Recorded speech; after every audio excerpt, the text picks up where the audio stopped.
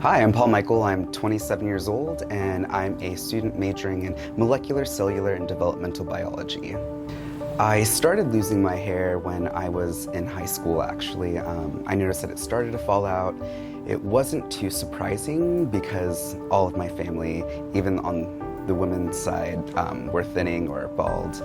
But I noticed that by the time I was 23, I really was just super thin on top, and I had mastered this comb over, but it just wasn't enough. I decided to start wearing hair. I actually found CNC, and it's changed my life. I don't worry about going swimming anymore. I don't worry about being at the gym anymore. You know, you don't worry about bending over to pick something up. Just little things like that now I do, and I used to worry about it a lot, and now I can live my life.